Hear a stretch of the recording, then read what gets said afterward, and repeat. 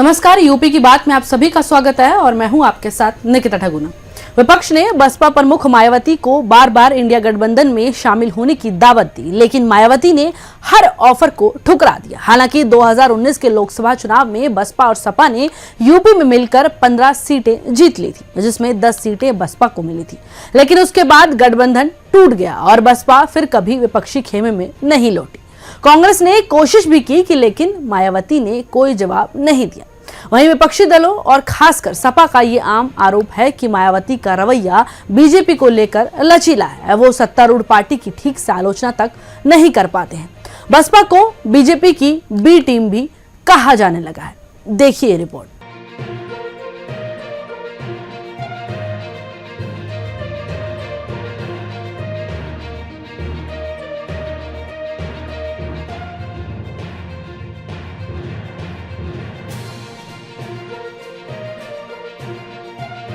लोकसभा चुनाव में बसपा ने यूपी में जो प्रत्याशी उतारे हैं, उससे इन आरोपों को और हवा मिली है। बसपा की 4 सूचियों में कुल 80 में से 46 सीटों पर प्रत्याशियों को जिस तरह घोषित किया गया है, उससे संकेत मिलता है कि मायावती इंडिया के पारंपरिक वोटों में कटौती करना चाहती हैं, क्योंकि जिन पारंपरिक मतदाताओं की सोशल इंजीनियरिंग करना चाहती हैं, वे इंडिया के ही कोर वोटर हैं। बसपा ने अभी 11 मुस्लिम प्रत्याशी घोषित कर दिए हैं।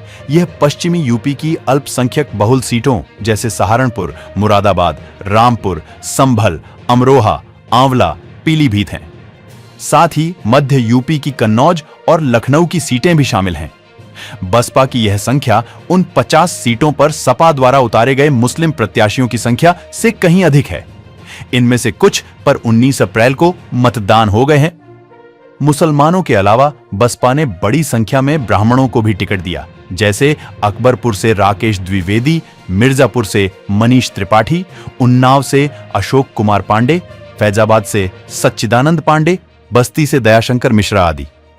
बाकी प्रत्याशी या तो पार्टी के दलित या पिछड़े नेता हैं। बसपा ने जिन 11 मुसलमानों को मैदान में उतारा है, उनमें से गोरखपुर से जावेद सिमनानी भी हैं। बसपा ने हाल के दिनों में यहां से कभी भी किसी मुस्लिम को मैदान में नहीं उतारा है। उसने भाजपा की पारंपरिक सीट से किसी ब्राह्मण या निषाद उम्मीदवार को आगे बढ़ाया है। 2019 में उसने अपने तत्कालीन सहयोगी सपा के लिए यह सीट छोड़ दी थी। गोरखपुर में मुस्लिम और ओबीसी निषादों की अच्छी खासी संख्या है।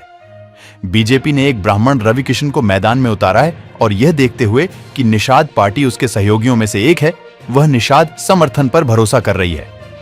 बसपा के सिमनानी सपा के मुस्लिम वोट काट सकते हैं, तो जाहिर है कि इससे बीजेपी को फायदा होगा।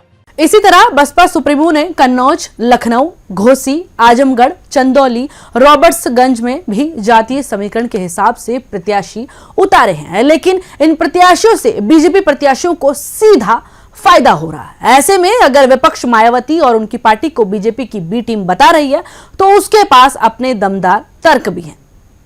मेरे साथ यूपी की बात में इतना ही। देखते रहिए यूपी की बात। धन्यवाद।